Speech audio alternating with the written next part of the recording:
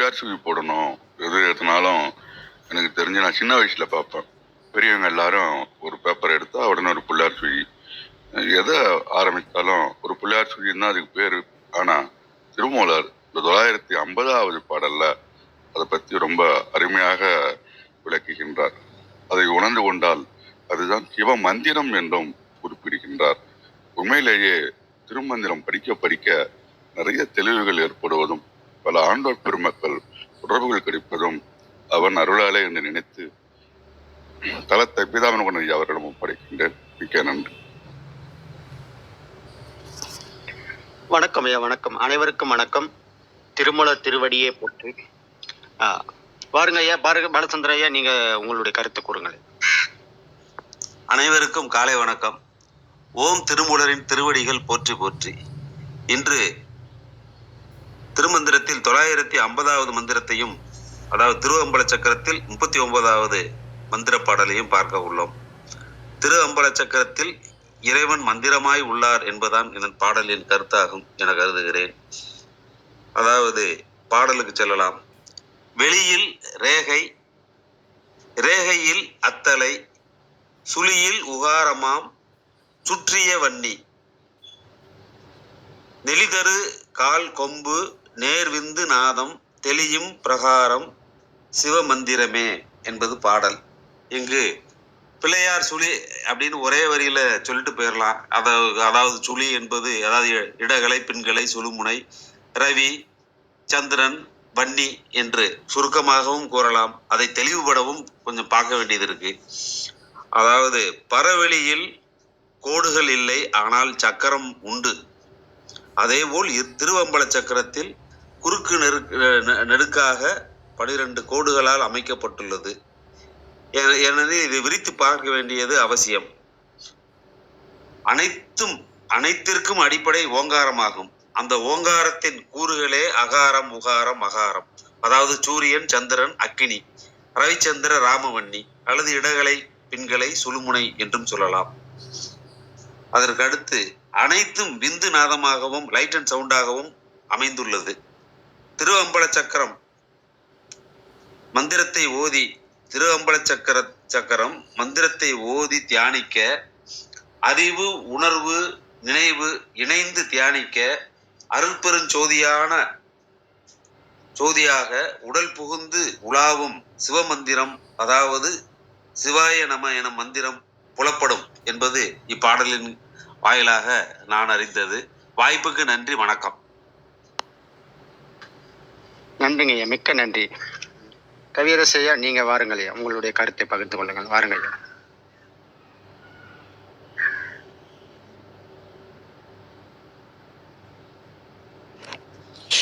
ஐயா, நான் பாடலை எதுவும் இன்னும் மந்திரத்தை நான் பார்க்கலங்க ஐயா, மற்றவங்க தொடரட்டுங்க. நன்றி. நன்றிங்க ஐயா, நன்றி. கிருத்திகாம்மா, நீங்க வாருங்கள் அம்மா, உங்களுடைய கருத்தை பகிர்ந்து கொள்ளுங்கள் அம்மா. வாருங்கள். வணக்கம்.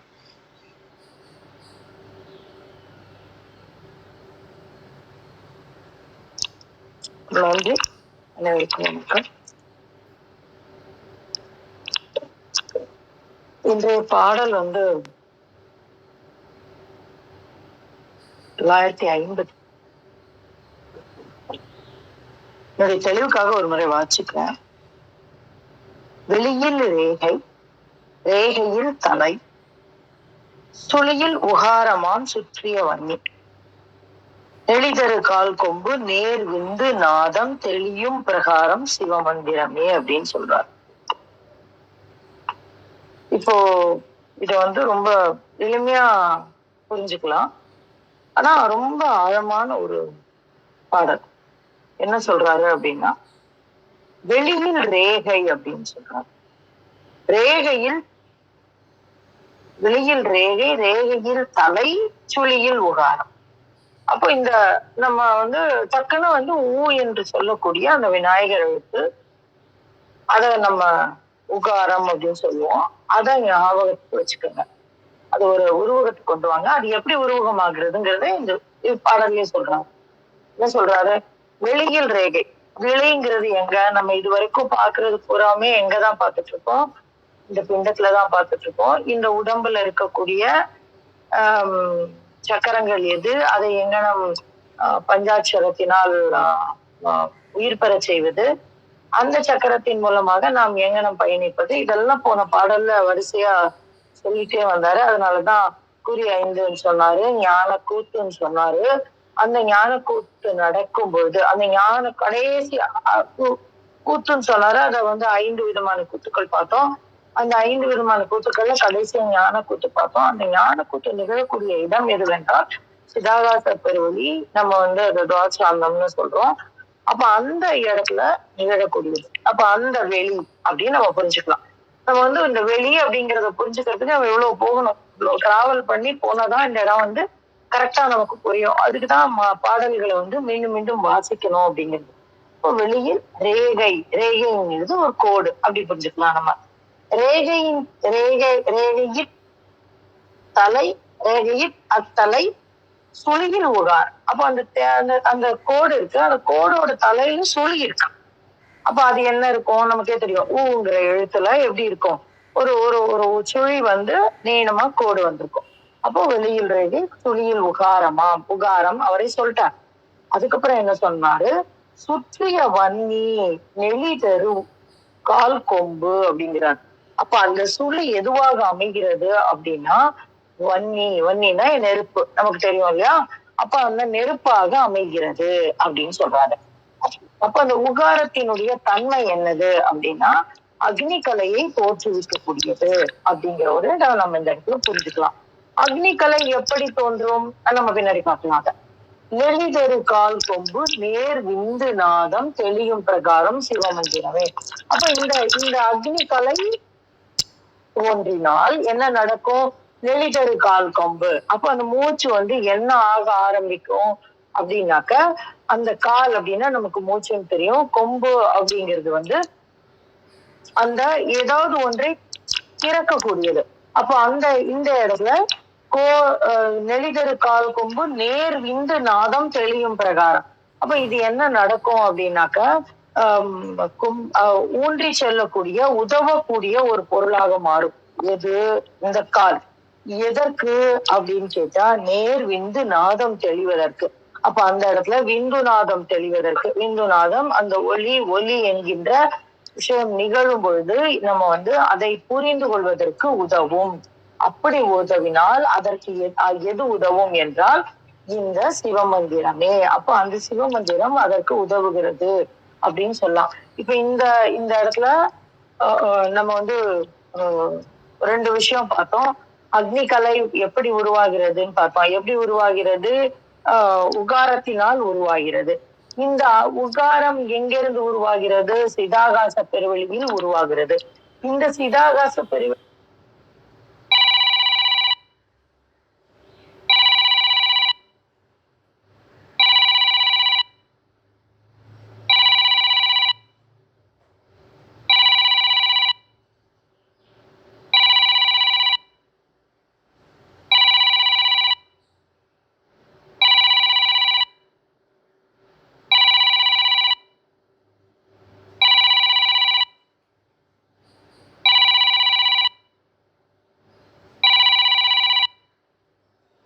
எங்கன உருவாகிறது, முதல்ல ஒரு ரேகையாக மாறுகிறது.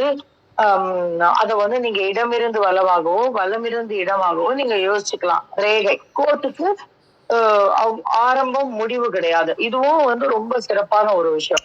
அப்ப அந்த ஆரம்பம் முடிவு இல்லாத அந்த ரேகை உருவாகும் பொழுது அந்த ரேகையில தலையில் சுழியாம் அப்படின்னு சொல்றாரு. அப்ப அந்த இடத்துல ஒரு சுழி உருவாகிறது. அதுதான் அக்னிகலை அப்படின்னு நம்ம பார்த்தோம். இது எப்படி நடக்குது அப்படின்னா, நான் ஏற்கனவே சொல்லியிருக்கேன், நம்ம ஆக்ஞா வரைக்கும் தான் நம்மளால அந்த மூச்சு காற்றை இடது வலதுன்னு நம்மளால பிரிச்சு பார்க்க முடியும். அப்ப அந்த இடது வலதுன்னு பிரிச்சு பார்க்கும் பொழுது என்ன நடக்கும் அப்படின்னாக்கா, நீங்க அந்த ஆக்ஞாக்கு மேலே மூச்சு செல்லும் பொழுது என்ன நடக்கும் அப்படின்னா, நம்ம சொல்லியிருக்காங்க சகஸ்ர தலம் கவிழ்ந்திருக்கும் அப்படின்னு சொல்லுவோம். அப்ப அந்த கவிழ்ந்து இருக்கக்கூடிய சகஸ்ர தலமே நிமிர்ந்து இருக்கக்கூடிய சகஸ்ர தலமாக மாறுகிறது. இதற்குண்டான குறிப்புகள்லாம் நம்ம முன்னாடி இதுவரைக்கும் கடந்து வந்த பாடல்களையும் பார்த்திருக்கோம். இனிமேலும் வரக்கூடிய பாடல்களையும் இந்த கவிழ்ந்து இருக்கக்கூடிய சகஸ்ர தலமே நிமிர்ந்து இருக்கக்கூடிய சகஸ்ர தலமாக மாறுகிறது அப்படின்னு நம்ம பார்ப்போம். அந்த நிமிர்ந்து நிற்கக்கூடிய சகஸ்ர தலமாக மாறுவதற்கு என்ன நடக்கணும் அப்படின்னா, இந்த மூச்சு காத்து போய் அப்படியே சுத்தும் நமக்கு. அந்த தலையில வந்து அந்த ஒரு சக்கரம் சுழல்வது போன்ற ஒரு உணர்வு வந்து நமக்கு தோன்றும். அப்போ அந்த இடத்துல நமக்கு இடது வலதுன்னு தெரியாது. ஆனா இடமாக சில சமயம் சுத்தும், வலமாக சில சமயம் சுத்தும்.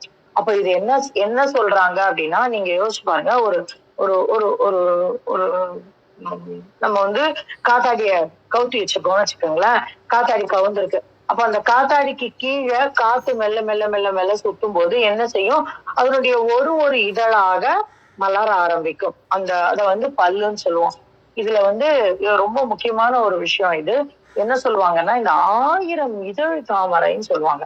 இந்த 1000 இதழ் கொண்ட இந்த சகஸ்ர தலமானது கவிழ்ந்திருக்கிறது அப்படின்னு உருவகம் பண்ணிக்கோங்க. அப்ப என்ன பண்றோம்? இப்ப இந்த காத்தாடி சொன்னோம். காத்தாடிக்கு 4 இதழ் தான். இப்படிதான் கவுந்திருக்கும். ஆனா இந்த 1000 இதழ் கொண்ட சகஸ்ரத்தாத்துல இந்த நீங்க ஒரு ஒரு இமேஜினேஷனுக்கு நீங்க என்னத்த எடுத்துக்கோங்கன்னா, இந்த ஜினியா பூன்னு சொல்லுவோம்ல நம்ம, அந்த ஜினியா பூ எடுத்துக்கோங்க. செண்டு வேண்டாம். அதாவது இந்த அந்த அந்த எங்க ஊர்ல எல்லாம் இந்த பேர் சொல்ல மாட்டோம். நாங்க செண்டுன்னு தான் சொல்லுவோம். ஆனா இங்க இங்க சென்னை வந்த அப்புறம் அதை துலுக்க சாமந்தின்னு சொல்றாங்க. அந்த அந்த செண்டு பூவை பாத்துக்கோங்க. அதுலயும் நிறைய இதழ் இருக்கும். குட்டி குட்டி குட்டியா ஜெவ்வந்தி மாதிரி நிறைய இதழ் இருக்கும். ஆனா ஜெவ்வந்தியை விட இதழ் கொஞ்சம் பெரிய இதழா இருக்குமே தவிர அது ஆடாது அந்த இது. ஆனா இந்த ஜினியாவோட பூ, ஜினியா பூன்னு சொல்லுவோம்ல, அது வந்து இதே மாதிரி நிறைய இதழ்கள் கொண்டது. ஆனா இதழ் வந்து அந்த செண்டு பூவோட ஜாஸ்தியா இருக்கும். அப்ப அந்த அந்த மாதிரி ஒரு செண்டு பூவை உள்ளயா தலைகீழ கவுத்துற மாதிரி வச்சுக்கோங்க. கீழே வேகமா காத்து ஒரு பக்கமா சுத்தும் போது என்ன ஆகும் அப்படின்னு யோசிச்சு பாருங்க. அந்த இதழ்கள் எல்லாம் முதல்ல அப்படியே சாயும். அப்புறம் ஒன்றை ஒன்று காத்து வேகமா வரும்போது அப்படியே மெல்ல மெல்ல மெல்ல மெல்ல விரிய ஆரம்பிக்கும் அப்படின்னு சொல்றாங்க. அப்போ இதை நான் உருவகம் தான் சொல்றேன். இப்படிதான் நான் சொல்ல வரல. ஆனால் நம்முடைய தலைக்குள், நம்முடைய சகஸ்ர தலத்திற்குள் இந்த மூச்சு காற்றானது. அதனாலதான் சொல்றாங்க கால் கொம்பு அப்படின்றாங்க. அப்ப இந்த அவை கூட சொல்லுவாங்க கோடாயுதத்தால் கொடுவினை கலந்தே அப்படின்னு சொல்லுவாங்க. அப்ப எது கோடாயுதம் அப்படின்னா இந்த கொம்பு தான். இந்த கொம்பு, அந்த எது கொம்பு, இந்த கால், இந்த மூச்சு காற்றின் மூலமாக ஏற்படக்கூடிய அந்த கொம்பு. அப்ப இந்த கொம்பு என்ன ஆகும் அப்படின்னா, நம்ம காத்து போய் ஒரு ஒரு இதழையாக மலர்த்த ஆரம்பிக்கும். அப்போ அந்த காத்து அப்படியே சுத்தி சுத்தி வரும். இந்த பக்கமா சுத்தும், அந்த பக்கமா சுத்தும். அப்ப அந்த ஒரு ஒரு இதழாக மலரும் பொழுது என்ன சொல்லுவாங்கன்னா, இந்த ஒரு ஒரு இதழ் மலரும் பொழுதும் நம்முள்ளே ஆழ்ந்திருக்கக்கூடிய ஒரு ஒரு விஷயங்கள், ஒரு தெளிந்த அறிவு, அந்த பேரறிவை நோக்கி நாம் சொல்லக்கூடுவதற்கு 1000 படிகள். அப்ப அந்த முன்ஜென்ம ஞாபகங்கள், நம்ம எதெல்லாம் இருக பற்றி கொள்கிறோமோ அந்த அந்த முன்னாடி ஜென்மத்துல எதெல்லாம் பற்றி இருக்கோம், நம்ம பிறப்பு ரகசியங்கள், இப்படி இப்படி நிறைய விஷயம் இருக்கு. ஒரு ஒரு ஒரு ஒரு இதழுக்கும் ஒரு ஒரு விஷயம் சொல்லுவாங்க. எடுத்துக்காட்டா சொல்லணும்னாக்க இதெல்லாம் தான். இந்த நம்ம முன்ஜென்மம் பிறந்த நிறைய பேருக்கு அவங்க பிறந்த பிறப்புகள் ஞாபகம் இருக்கும். இன்னும் சொல்ல போனா அவங்க வந்து எந்த டிராவல்ல வந்திருக்காங்க. மனிதனா பிறந்து, மாடா பிறந்து, ஆடா பிறந்து, எத்தனை காலம் இந்த சிதாகாச பெருவெளியில வெயிட் பண்ணி திருப்பி வந்து, இப்படி எல்லாம் கூட அவர்களுடைய பயணம் வந்து என்னென்னவா வந்திருக்காங்கிறதெல்லாம் தெரியும். அது ஒரு ஞாபகம். இன்னொன்னு வந்து ஒரு சிலர் சொல்லுவாங்க, திடீர்னு போன ஜென்ம ஞாபகம் வந்து அவன் யார் வீட்டுக்கோ போனான், யாரையோ அப்பான்னு கூப்பிட்டான், அம்மான்னு கூப்பிட்டான். இதெல்லாம் வந்து இதனுடைய ஒரு ஒரு வெளிப்பாடுதான். அதுக்கப்புறம் திடீர்னு ஏதோ ஒரு கோயிலுக்கு போயிருப்போம். அந்த கோயிலுக்கு நம்ம போயே இருக்க மாட்டோம். ஆனா அத வந்து நம்ம அந்த கோயில் நமக்கு அவ்வளவு அழகா தெரியும். அந்த இடம் அவ்வளவு அழகா தெரியும். அப்போ அதெல்லாம் என்ன அப்படின்னா இதுதான், இந்த ஒரு ஒரு இதழ் செய்யக்கூடிய வேலைதான். என்ன நடக்குது? அந்த அந்த கோயில்ல நம்ம ஏதோ ஒரு ஜென்மத்துல ஏதோ ஒரு ஆன்மா பயணப்பட்டிருப்போம். அப்ப அந்த அந்த இடத்த நம்ம அடையாளம் கண்டு கொள்கிறோம். அப்ப இந்த உடலில் இருக்கக்கூடிய ஆன்மா பயணப்பட்டு வந்த பல கோடி ஜென்ம பாதைகளை வந்து அது வந்து நினைவுறுத்தும். அப்ப இப்பதான் வந்து நம்ம சொல்லுவோம், எனக்குன்னு ஒரு ஒரு எய்ம் இருக்கு. அது என்ன சொல்லுவாங்க, சுதர்மா இருக்கு. அந்த சுதர்மாவை நான் செஞ்சே ஆகணும் அப்படின்னு சொல்லுவாங்க. இந்த தெளிவுகள்லாம் எப்ப பிறக்கும் அப்படின்னாக்க இப்பதான் பிறக்கும். இந்த இந்த சகஸ்ர தலம் விரிய ஆரம்பிக்கும் பொழுது, சகஸ்ர தலம் மலர ஆரம்பிக்கும் பொழுது, அப்போ அதற்கு என்ன செய்ய வேண்டும் அப்படின்னாக்க அப்பதான் வந்து இந்த நாதவிந்துவோட உணர்வே நமக்கு வந்து தெரிய ஆரம்பிக்கும். அது வந்து முதல் படி. இப்ப நம்ம அந்த 1000 தலத்திற்கும் ஒரு ஒரு படிகளை சொல்றாங்க. அந்த படிகளை நம்ம வந்து புரிஞ்சுக்கலாம். ஆனா அதுக்கெல்லாம் நம்ம வந்து சிவஞான சித்தி, சிவஞான போதம் அப்படின்லாம் நம்ம போகணும். சிவஞான போதத்துல வந்து ரொம்ப தெளிவா ஆங்காங்கே சொல்லியிருக்காங்க. இன்னும் திருவாசகத்துல வந்து சுந்தர யோகீஸ்வர மாணிக்க சுந்தர யோகீஸ்வரர்னு ஒரு அவரோட ஒரு உரை ஒண்ணு இருக்கு. சுந்தர மாணிக்க யோகீஸ்வரர்னு நினைக்கிறேன். அவருடைய உரை ஒண்ணு இருக்கு. அப்ப அந்த உரையில வந்து அவ்வளோ யோக ரகசியங்கள். அதுல வந்து இந்த இடங்கள்லாம் ரொம்ப வரும். நான் வந்து அதை வாசிக்கும் பொழுது குறிப்பு எடுக்காத விட்டுட்டேன். அப்ப நான் வந்து ரொம்ப தீவிரமா திருமந்திரத்தை மீண்டும் மீண்டும் வாசிச்சதுனால அதை குறிப்பு எடுக்காம விட்டுட்டேன். ஆனா அது வந்து அற்புதமான ஒரு யோக உரை அது. அப்ப அந்த மாதிரியான ஒரு ஒரு நிகழ்வு வந்து நிகழும். எப்பொழுது என்றால் சுழியில் வன்னி தலைப்படும் பொழுது, அப்படின்னா தலையில் சுழி தோன்றும் பொழுது அப்படின்னு சொன்னாங்க. இந்த தலையில் எப்பொழுது சுழி தோன்றும் அப்படின்னா இந்த சூரிய கலை சந்திர கலையோடு சேரும் பொழுது அக்னி கலை உருவாகும். அப்ப அந்த அக்னி கலை உருவாகும் பொழுது என்ன நடக்கும் அப்படின்னா அகாரம் உகாரம் அகாரம் இரண்டும் சேர்ந்து என்னவாகும் அப்படின்னா உகாரமாக மாறும். அப்ப அந்த ஓகாரம் என்று சொல்லக்கூடிய அப்படின்னு சொல்றோம் இல்லையா, அந்த அந்த ஊங்கிற எழுத்தை பார்க்கும்போது கூட நீ ஒண்ணு புரிஞ்சுக்கலாம். ஆன்னு பாருங்க, அந்த ஆ என்பதோட ஒரு ஒரு ஒரு பகுதி தான் அந்த ஆ அப்படின்னா. நம்ம அந்த ஒரு சுழிச்சு அப்படியே கீழே ஒரு ஹாஃப் சர்க்கிள் கொண்டு வந்து மேல வந்து ஒரு கோடு கிழிச்சு அந்த ஹாஃப் சர்க்கிள ஒரு கோடா கிழிச்சு சைட்ல ஒரு கோடு போடுவோம் இல்லைங்களா. இதான் ஆ. இப்ப இந்த ஆவோட ஒரு பகுதி தான் என்னவாகுது அப்படின்னா ஊவாக மாறுகிறது அப்படின்னு நம்ம புரிஞ்சுக்கலாம். அப்போ வந்து எது அப்படின்னா அகாரம்ங்கிறது எது நம்ம பார்த்திருக்கோம், மூலாதாரம். இந்த மூலாதாரம் இந்த மாயைகளை கலந்து மேலே செல்லும் பொழுது, கலைந்து மேலே செல்லும் பொழுது ஆணவம் கண்வம் மாயை போய் உகாரமாக அக்னி கலையாக மாறி என்ன நடக்கும் அப்படின்னாக்க இந்த தலம் விரிவதற்கு உண்டான வேலையை செய்யும். அப்பொழுது முதல் அடியாக நாதவிந்து நமக்குள் தோன்றும். அதை உணர்த்தும். அதை தெளிய செய்வது எது அப்படின்னா இந்த சிவமந்திரமே அப்படிங்கிறாங்க. இந்த சிவமந்திரத்தை சிவமூல மந்திரம்னு சொல்லலாம். அது என்ன, இந்த பஞ்சாட்சரியோடைய இத வந்து 5 எழுத்து நம்ம சொல்றோம். இந்த 5 எழுத்தை வந்து வடமொழியில சொல்லும்போது பஞ்சாட்சரி அப்படின்னு நம்ம சொல்லுவோம். அந்த பஞ்சாட்சரியினுடைய தன்மை என்ன, அதெல்லாம் கூட இந்த இடத்துல வந்து பொருந்தி பார்க்கணும். ஆனா அதெல்லாம் நம்ம பேச ஆரம்பிச்சா இன்னும் நீண்டு கொண்டே போகும். நான் இப்பவே கொஞ்சம் நிறைய எடுத்துட்டேன். சோ இந்த இடத்துல நம்ம என்ன புரிஞ்சுக்கணும், அவை சொல்லக்கூடிய அந்த கோடாயுதத்தால் கொடிவினை கலைந்தே அப்படின்னு சொல்லி அந்த வார்த்தை ஞாபகம் வச்சுக்கலாம். ஏன்னா அதுதான் இந்த கால் கொம்பு என்று சொல்லக்கூடியது. அது என்ன செய்யும், நாத விந்துவை காட்டும். நாத இந்து தெரிய ஆரம்பித்தால் என்ன என்று அர்த்தம், கவிழ்ந்த சகஸ்ர தலம் நிமிர்ந்த சகஸ்ர தலமாக மாறுகிறது, அதனுடைய உணர்வுகள் தோன்றுகிறதுன்னு அர்த்தம். அப்படி தோன்றும் பொழுது என்ன நடக்கும், அப்படி தோன்றுவதற்கு என்ன நடக்கும் அப்படின்னாக்க இந்த சிவமந்திரம் உபயோகப்படும். அந்த சிவமந்திரம் தரக்கூடிய அனுபூதியாக என்ன நடக்கும் அப்படின்னா சந்திரகலை சூரிய கலையோடு சேர்ந்து அக்னி கலையாக உருவாகும். அப்போ உகாரம் தலைத்து நிற்கும். அப்போ அந்த சுழிதான் அந்த உகாரம். இந்த மாதிரி ஒரு ஜாம் பேக்ட் விஷயங்க. இந்த விஷயத்த சொல்ல ஆரம்பிச்சா இன்னும் சொல்லிக்கிட்டே போலாம். ஆனா நான் எல்லாத்துலயும் ஒரு ஒரு ஆழத்தை தொட்டிருக்கேன் அப்படின்னு நான் நினைக்கிறேன். இதை பற்றி நம்ம இன்னும் மேல மேல மேல மேல பயணப்படும் பொழுது இன்னும் ரொம்ப அற்புதமான விஷயங்கள் நமக்கு கிடைக்கும். இன்னும் சொல்ல போனா இந்த 1000 இதழ் தாமரையில பொதிந்திருக்கக்கூடிய இந்த விஷயங்கள் என்ன அப்படிங்கறத நான் இன்னும் பட்டியலிட்டு கொண்டேதான் இருக்கேன். இன்னும் வரல, எனக்கு ஃபுல்லா கிடைக்கல.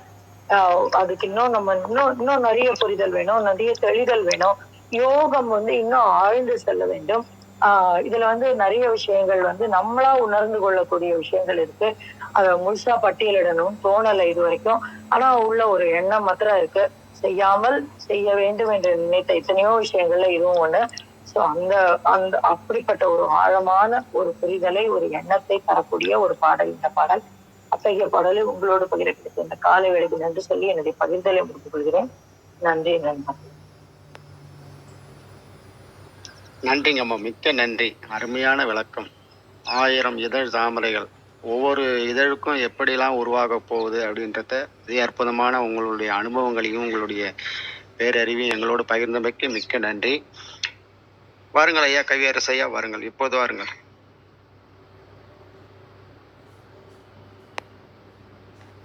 இல்லைங்க, மற்றவங்க தொடரட்டுங்க. நன்றி. திருப்பூர் பாலையா, நீங்க வாருங்கள் ஐயா.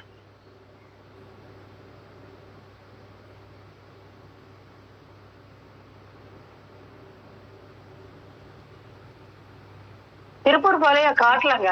அடுத்த மகேந்திரன் ஐயா தான் இருக்காரு. மகேந்திரன் சாரை கூப்பிடுங்க. இல்ல அம்மா, அந்த 1000 இதில் சொன்னீங்களா, அது வந்து சஞ்சித கர்மத்தில் இருக்கிற அர்த்தம் அதுதான் கவர் ஆகுங்களான்னு கேட்டேன். மன்னிக்கணும், இல்லைங்க, அந்த கர்மாவுக்கும் இந்த சகஸ்திர தலத்திற்கும் வந்து அந்த 1000 தாமரை இதழ்கள்ல நம்மளுடைய கர்மா போய் உக்காடாது. நம்மளுடைய கடந்து வந்த பாதை, இன்னும் பேரறிவினுடைய கூறுபாடுகள் அதெல்லாம் நிற்கும் அந்த இடத்துல. சஞ்சித கர்மாவினால் இந்த உடல் வந்துருச்சு, இந்த பிறப்பு நிகழ்ந்துருச்சு, இந்த உடல் வந்துருச்சு. ஆனா இதனுடைய பதிவுகள், நம்மளுடைய ஞாபக பதிவுகள்னு வேணா வச்சுக்கலாம், நம்ம எண்ண பதிவுகள்னு வேணா வச்சுக்கலாம். அந்த பதிவுகள், பேரறிவின் கூறுபாடு எல்லாமே அந்த 1000 இதழ் அடங்கியிருக்குன்னு சொல்றாங்க. நன்றி. கண்ணன் சார், ஃபர்ஸ்ட் நீங்க விளக்கம் சொல்றவங்க எல்லாம் கூப்பிட்டுட்டு அப்புறமா கேள்வி கேட்கறவங்கள கூப்பிடணும் சார். அதுதான் இந்த சபையோட மரபு. அதெல்லாம் இப்ப மகேந்திரன் சார் கூப்பிடுங்க. ஐயா மகேந்திரன் ஐயா, வாருங்கள் ஐயா, உங்களுடைய கருத்தை பகிர்ந்து கொள்ளுங்க, வாருங்கள். வணக்கம், அனைவருக்கும் இனிய நற்காலை வணக்கம். ரொம்ப ரொம்ப சிறப்பாக ஆழ்ந்த பொருளில் வந்து அம்மா அருமையாக சொன்னாங்க. சிறப்பு. சற்று வெளியில் இருக்கிறேன், ஆனால் என்னோட குரல் சரியாக தெளிவாக கேட்குது அப்படின்னு நினைக்கிறேன். நல்லது. இன்றைய பாடல் வந்து இதுக்கு முன்னாடி நமக்கு வந்த பாடலில் வந்து அந்த கொண்ட ஈ அப்படின்ற அந்த இகாரத்தை வந்து வெளிப்படுத்தியதா அந்த ஒரு பாடல் வந்தது. இன்றைக்கு வந்து அந்த உகாரத்தை அப்படியே ஒரு ஒரு ஆச்சரியத்தை ஏற்படுத்துறாரு. அதாவது நம்ம வந்து ஒரு எத்தனையோ ஆயிரம் ஆண்டுகளுக்கு முன்னாடி எழுதப்பட்டது, ஆனால் அதில் புதிதாக இது என்னன்னே தெரியாதவங்களுக்கும், இன்னும் கூட சொல்லப்போனால் எழுத படிக்க தெரியாதவர்களுக்கு கூட அதை அப்படியே கைப்பிடிச்சு சொல்லி கொடுப்பாங்க இல்லையா? அந்த மாதிரி நமக்கு ஒரு எலிமெண்ட்ரி ஸ்கூல் டீச்சர் சொல்லி கொடுக்குற அளவுக்கு வந்து அதை அருமையாக வந்து சொல்லி கொடுக்குறாரு. இதை வந்து நம்ம படிக்கும் பொழுது வெளியில் ரேகை, அது ஈங்கிறது அந்த வடமொழிக்கு முன்னாடி சொல்ற மாதிரி அந்த ஈ வர்றது. வெளியில் ரேகை, ரேகையில் தலை, வெளியில் ரேகை, ரேகையில் தலை, சுழியில் உகாரமாம் சுற்றிய வன்னி, நெளி தரு கால் கொம்பு நேர்விந்து நாதம், நெளி தரு கால் கொம்பு நேர்விந்து நாதம், தெளியும் பிரகாரம் சிவமந்திரமே, தெளியும் பிரகாரம் சிவமந்திரமே, சிவமந்திரமே, வெளியில் ரேகை.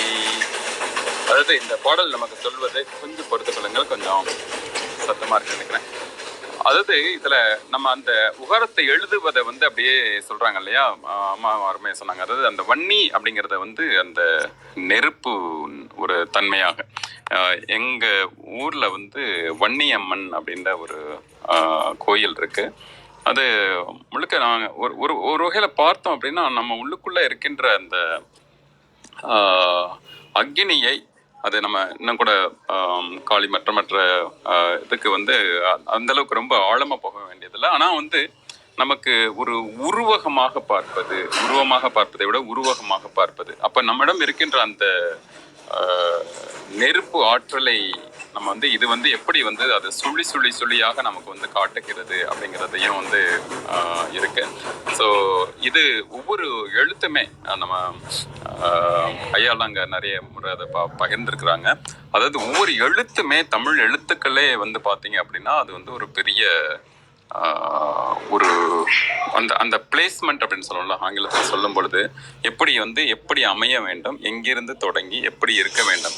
நீங்கள் வந்து ஒரு சிலர் வந்து நீங்கள் 8 எண் எழுதும் பொழுது ஒரு ஆரம்பிக்கும் பொழுது தவற ஆரம்பிப்பாங்க. சில பேர் வந்து வலதுல இருந்து ஆரம்பிச்சு இடது வந்து கொண்டு போவாங்க. இதுல பாத்தீங்க அப்படின்னா திருமூலர் அதை கூட கொஞ்சம் சரிப்படுத்துற மாதிரி இருக்கு. அதாவது 8 மட்டும் கிடையாது, நிறைய எழுத்துக்களை வந்து மாற்றி எழுதுவாங்க. இதுல சொல்லும் பொழுது நீங்க ஆ தலையில் சுழி அப்படி வந்து அப்புறம் நெளித்தரு கால் கொம்பு நேர் வந்து அப்படின்னு அது எப்படி இருக்கணும், வெளியில இருந்து எங்க இருந்து ஆரம்பிக்கணும், உள்ளுக்குள்ள எப்படி வரணும். இப்ப இது வந்து ஒரு அமைப்பு இருக்கு. அதே மாதிரி ஒவ்வொன்றுக்கும் நம்ம வந்து அமைப்பு நம்மளுடைய செயல்களை செய்யும் பொழுது இந்த விபாசனா பயிற்சி சென்றவர்களுக்கு வந்து ஒரு அனுபவம் கிடைச்சிருக்கும். அங்க வந்து அந்த ஒரு பவுண்டரி வந்து செட் பண்ணுவாங்க. அதை பத்தி அதிகமா சொல்லல, ஆனா வந்து நீங்கள் அனுபவபூர்வமாக உணரும் பொழுது இன்னும் ரொம்ப சிறப்பா இருக்கும். அதுல ஒரு சின்ன இதுதானே அப்படின்ட்டு நம்ம வந்து அதை வந்து தாண்டி இது பண்ண மாட்டோம். அப்போ வந்து அதன் ஒழுங்கில் மிக சரியாக இருப்பது அப்படிங்கிறது அந்த மாதிரி.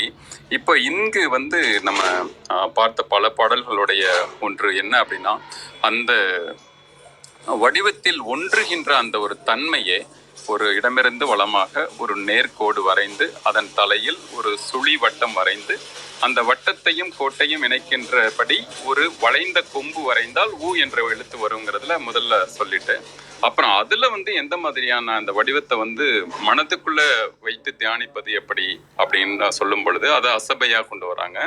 அப்புறம் அதை சுற்றி இருக்கின்ற அக்னியிலிருந்து இதுல வந்து ஒரு நுட்பமான ஒன்று இருக்கு. நம்ம இப்போ வேக்ஸ் அப்படின்னு ஆங்கிலத்தில் சொல்லுவாங்க. அது வந்து நம்மளுடைய உடல் முழுக்க பார்த்தீங்க அப்படின்னா அதுக்கு நிறைய, அதாவது நீங்கள் வந்து ஒன்றை நாங்கள் இந்த மேனிஃபெஸ்டேஷன் பண்ணும்பொழுதுலாம் அதுக்கான ஒரு பயிற்சி கொடுக்கும்போது ஒரு இது நம்ம வந்து கொடுப்போம். அதுக்கு வந்து இந்த வேக்ஸ் மெத்தடில் சொல்கிறது அப்படின்னு, அதாவது விசுவல், அதாவது அது வந்து ஒளி அப்படின்னு நம்ம இதில் சொல்கிறார் இல்லையா, அது மாதிரி அதில் அந்த வி வந்து விசுவல், ஏ வந்து ஆடிட்ரி, அதாவது கேட்பது, அதே போல் கேங்கிறது கினஸ்தட்டிக், அதாவது நம்ம வந்து தொட்டு உணர்ந்து அதோடைய முழு தன்மையை வந்து உடல் முழுக்க அதோடைய இருக்கின்ற உடல் முழுக்கவே ஒரு சக்கரங்களால் அமைந்தது. நம்ம சொல்வது 7 என்றனாலும் விரல் நுனியில இருந்தோம் நம்மளுடைய கை காலில் இருந்து ஒவ்வொரு உடலின் ஒவ்வொரு செல்களுமே ஒரு சக்கரம் அப்படின்ற மாதிரி சொல்லலாம். அப்போ வந்து அதில் இருக்கின்ற அந்த ஒரு தன்மையில் அது கினஸ்தட்டிக். அதே போல் எஸ்ங்கிறது நம்மளுடைய அதாவது நம்ம அதோட எப்படி ஒரு ஒன்றுகின்ற தன்மையில வந்து இந்த ஸ்பேஷியல் அப்படின்ற ஒரு இது இருக்கு. இப்போ ஒவ்வொரு மனிதருக்குமே வந்து இது வந்து மாறுபடும். ஒரு சிலர் வந்து கேட்பதுல நிறைய இதுவா இருப்பாங்க. நம்ம கிளப் ஹவுஸ் இதெல்லாம் பார்த்தீங்க அப்படின்னா அதிகமாக கேட்கின்ற தன்மை உடைய ஒரு இது. இதே சமயம் இப்போ யூடியூப் மாதிரி பார்க்குறீங்க அப்படின்னா அது பார்க்கின்றது. ஆனால் நம்மளுடைய உடல்ல வந்து ஒளியும் சேர்ந்து இருக்கின்ற அந்த நாத விந்து அப்படின்ற பல வகையில் வந்து பார்வையில் பார்க்குறாங்க. ஸோ அந்த மாதிரி நம்ம ஒரு மந்திரத்தை சொல்கிறோம் அப்படின்னா அல்லது அதனுடைய தன்மையை பார்க்கணும் அப்படின்னா எப்படி அதை வந்து மிக சரியாக அந்த ஒரு பிளேஸ்மெண்ட் அப்படிங்கிறத அந்த இருப்பு நிலையை மிக சரியாக உணர்ந்து தெரிகிறது ஒன்று. அதே போல் அந்த தெளிய அந்த பிரசாதம் தான் நம்மளுடைய சிவமந்திரம் அப்படிங்கிறது தான் வந்து இவர் சொல்கிற ஒன்று. அப்போ அது தெளிவது என்பது எதெல்லாம் தெளிவதுன்னா பன்முக பார்வையில் வந்து பார்த்து தெளிவது அப்படின்றது தான் வந்து இது. நீங்கள் இன்னும் அடுத்தடுத்த பாடல்கள் பார்த்தோம் அப்படின்னா இன்னும் ஆச்சரியங்களை நமக்கு கூட்டிகிட்டே போவார். அந்த அருமையான ஒரு வாய்ப்பை வந்து பகிர்வதற்கு கிடைத்த அந்த அருமையான ஒரு வாய்ப்புக்கு மிக்க நன்றி. கொஞ்சம் பேக்ரவுண்ட் சத்தம் இருந்திருக்கும், பொறுத்து கொள்ளுங்க. நன்றி. மிக்க நன்றி. இந்த பாடல் என்னுடைய விளக்கங்கள் வந்து வெளியில் ரேகை வெளியில் அத்தலை சுழியில் உகாரமாய் சுற்றிய வன்னி நெளிதரும் கால் கொம்பு நேர்விந்து நாதம் தெளியும் பிரசாதமும் சிவ மந்திரமே அப்படின்னு சொல்லிட்டு சொல்றார் பாடலு. இந்த வெளியில் ரேகைனா இப்போ நம்ம வந்து வெளியில வந்து திருவம்பல சக்கரத்தை வந்து வரைந்து வச்சிருக்கிறோம். அதை வந்து மனதுல நினைக்கிறத வெளியில வந்து ஒரு வரைபடமா போடலாம். அதை வந்து ஏதோ ஒரு தளத்துல தான் வரையணும் அப்படின்றதெல்லாம் இல்லை. மனதில் நினச்சிக்கிட்டு இந்த சூர்யா நடித்த படத்தில் கூட அவர் என்ன பண்ணுவார், கையால் ஒரு கோடு போடுவார். அந்த குருவியை பார்த்து, சிட்டுக்குருவியை பார்த்து போடும்பொழுது அந்த ஃப்ளைட்டினுடைய அமைப்பு அந்த டைரக்டருக்கு இயக்குனர் கொடுத்துருப்பாரு, அந்த வடிவம் கொடுப்பாரு. அதுபோல் நம்ம வெளியில் ஒரு மனதால ஒரு ரேகை அந்த அந்த இது மாதிரி வரைகிற மாதிரி உருவப்படுத்தி அதை வந்து தலை, அதாவது நம்மளுடைய உடல் பாகத்துல வந்து தலையே சிரசே பிரதானம் சொல்லுவாங்க. அந்த சிரசுல அந்த உகாரத்தை அந்த மனதுல அந்த சுழிமுடியில நம்ம வந்து நம்ம பிள்ளையார் சுழி மாதிரி வரைந்து வைத்து மனதில் தியானித்து அந்த அக்னி கலையை, அதாவது சுழியில் உகாரமாய் சுற்றிய வன்னி. சுழினா இந்த இடத்துல வந்து நம்ம முகம் சுழிக்கிறாங்க அப்படின்னு சொல்லுவாங்கல்ல, அது மாதிரி முகத்துல வந்து கொண்டு வரணும். அதை அந்த மனதால நினைச்சு அந்த முகத்துல கொண்டு வரணும், தலையில கொண்டு வரணும். கொண்டு வந்து அந்த சுற்றிய வன்னினா அந்த நெருப்பு அக்னி கலையை வந்து கொண்டு வரும்போது நெளிதரும் கால் கொம்பு. நெளிதரும்னா இப்ப நெளிஞ்சு சுழிஞ்சுன்னு சொல்லுவாங்கல்ல, அந்த மாதிரி இந்த மூலாதாரத்திலிருந்து அந்த அக்னிக்கு வந்து எப்படி எழும்பி வரும்ன்றத அதி அற்புதமா சொல்றாருன்னு சொல்லிட்டு என்னுடைய கருத்து இது.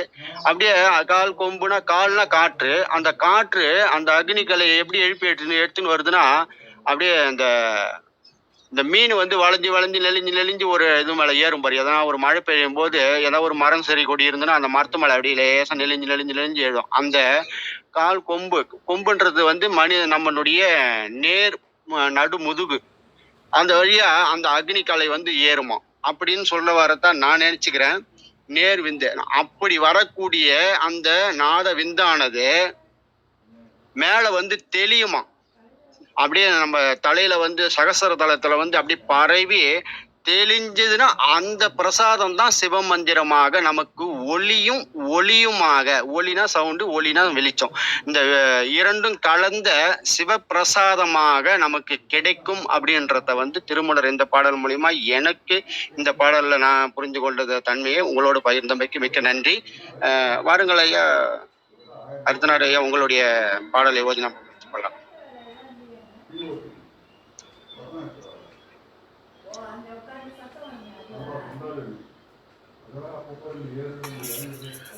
வணக்கம். விந்தியா மேடம் இருக்காங்க போல இருக்கா, இன்வைட் பண்ணா. அப்படியா? எனக்கு காட்டலைங்க ஐயா. விந்தியா மேடம் வரீங்களா? மேல ஹேண்ட் ரைஸ் பண்றீங்களா?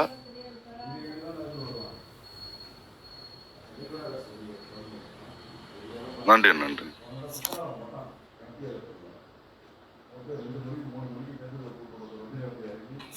பாருங்கள் அர்த்தநாத ஐயா, வணக்கம்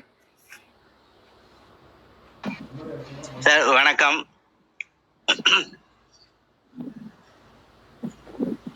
ஒரே நிமிடம்.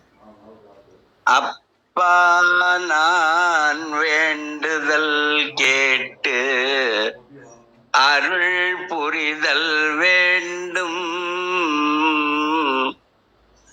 ஆர் உயிர்கட்கு எல்லாம் நான் அன்பு செயல் வேண்டும். அருள் புரிதல் வேண்டும், அன்பு செயல் வேண்டும். அப்பா நான் வேண்டுதல் கேட்டு அருள் புரிதல் வேண்டும். ஆர் உயிர்கட்கு எல்லாம் நான் அன்பு செயல் வேண்டும். எப்பாரும் எப்பதமும் எங்கனும் நான் சென்றே எந்தை நினது அருட்புகழை எம்பியிடல் வேண்டும். எப்பாரும் எப்பதமும் எங்கனும் நான் சென்றே எந்தை நினது அருட்புகழை இயம்பியிடல் வேண்டும். செப்பாத மேனிலை மேல் சுத்த சிவ மார்க்கம் திகழ்ந்தோங்க அருள் ஜோதி செலுத்தியிடல் வேண்டும். தப்பேதும் நான் செய்யினும் தப்பேதும் நான் செய்யினும் நீ பொறுத்தல் வேண்டும். தலைவன் நினை பிரியாத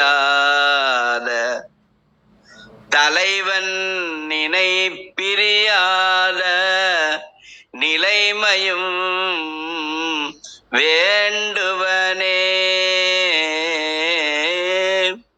தலைவன் நினை பிரியாத நிலைமையும் வேண்டுவனே. சிவா, திருச்சிற்றம்பலம். நன்றி. மிக்க நன்றிங்க ஐயா, நன்றிங்க ஐயா. எனக்கு ஐயா பாடும்போது ஒரு நினைவு வருது. எங்க அம்மாவோட அப்பா அனுதினமும் வந்து இரவு 6 மணி 7 மணிக்கெல்லாம் எல்லாம் சாப்பிட்டுட்டு அவருடைய பாடலுக்காக நாங்க வந்து சுத்தி அமர்ந்து உட்காந்துட்டு இருப்போம். 20-30 பேர் பேர பிள்ளைங்களும் சரி, மற்ற அவங்க அண்ணன் தம்பிங்களும் சரி, அப்படி உட்காந்துட்டு இருப்போம். ஆனா அவருக்கு வந்து ஒரு பற்கள் கூட இருக்காது, அப்படியே பல்லு இல்லாததான் இருப்பாரு. ஆனா சொற்கள் வந்து அதி அற்புதமா உடையாம அந்த சொல்ல வந்து சொல்லி அந்த பாடுவாரு. அப்போ வந்து மனம் மகிழும். அது இளம் வயசு. அது அப்போ வந்து எனக்கு என்ன ஒரு 20-15 இருக்கும். அப்படி கேட்டிருக்கேன் என்னுடைய அம்மாவோட அப்பா. ஐயா எப்படிதான் இந்த மாதிரி சொற்கள் உடையாத அந்த ராகத்துல அதி அற்புதமா பாடுறாரு. அதான் அனுதினமும் ஆலயத்துக்கு அழைத்து செல்லும் அர்த்தநாரீஸ்வரருக்கு பல நன்றிகள் தெரிவித்து, வாருங்கள் அம்மா, விந்தியா அம்மா, நீங்க உங்களுடைய கருத்தை பகிர்ந்து கொள்ளுங்கள். இப்போதான் வந்திருக்கீங்க. அனைவருக்கும் வணக்கம். ஓம் நமச்சிவாய போற்றி. ஓம் திருமூலரே போற்றி. 950வது மந்திரம். வெளியில் ரேகையில் அத்தலை சுழியில் உகாரமாம் சுற்றிய வன்னி நெளித்தரு கால் கொம்பு நேர்விந்து நாதம் தெளியும் பிரகாரம் சிவ மந்திரமே. வெளியில் வெளியில் அதனுடைய பொருள் என்னன்னா, இந்த பிரபஞ்சம் அப்படின்னாலே அனைத்துமானதுன்னு அர்த்தம். ரேகை அப்படின்னா கோடுகள் இல்லை, ஆனால் சக்கரத்தில் கோடுகள் உண்டு. திருமூலர் எழுதிய திருமந்திரத்துல அந்த சக்கரத்துல கோடுகள் உண்டுன்னு அவரு தெளிவா குறிப்பிடுகிறார். சுழிக்கப்படுகின்ற குற்றமற்ற சுழியில் உகாரம் சுற்றிய வன்னி. இந்த குற்றமற்ற அப்படின்னா மனிதர்கள் குற்றமற்றவர்களாக இருக்க நாம் முயற்சி எடுக்க வேண்டும். பயிற்சியும் அதற்கு தேவை. என்ன அப்படின்னா, பொய், களவு, காமம், கோபம், கொலை, இது வந்து பஞ்சமா பாவங்கள். இது 5ம் மிக கொடுமையானவை, மனிதர்களை உயிர்களை அழிக்கக்கூடியவை. இவற்றை நாம் நீக்க வேண்டும். இது தவிர்த்து நிறைய இருக்கு. பொறாமை, வஞ்சம், சூது, புகழ்தல், இகழ்தல், புறம் கூறல், இப்படி நிறைய மாசுன குற்றமற்ற நல்ல மனத்தோடு நாம் வாழ வேண்டும். அதற்கு எப்படி இந்த ஓம் எனும் மந்திரத்தை எப்படி உச்சரிக்க வேண்டும் என்பதைத்தான் மந்திரமாக அழகாக விளக்கி உள்ளார். உகாரம் சுற்றிய வன்னி, தீயின் அடையாளம். தீ எப்பவுமே பரிசுத்தமானதா இருக்கும், அதுல எந்த ஒரு அழுக்கு எதுவுமே இருக்காது. தீ ரொம்ப முக்கியமானது. நெருப்பு அது கற்புக்கு சொல்லப்படும், பரிசுத்தமான எண்ணம் சொல் செயலுக்கு சொல்லப்படும். இங்க மந்திரத்துல உகாரம் சுற்றிய வன்னி அப்படின்னு தீயின் அடையாளமா சொல்லியிருக்காங்க.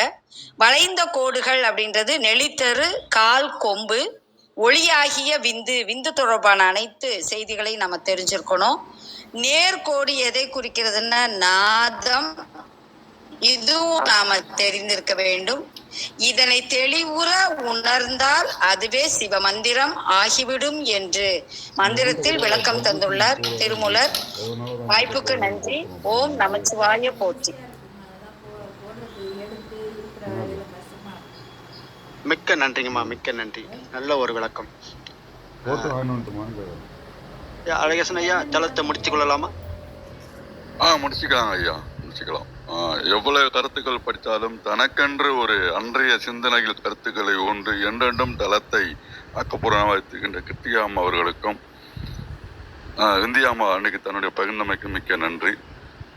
தளத்தை வழிநடத்தி சென்ற பிதாவர்கனோ ஐயா அவர்களுக்கு மிக்க நன்றி.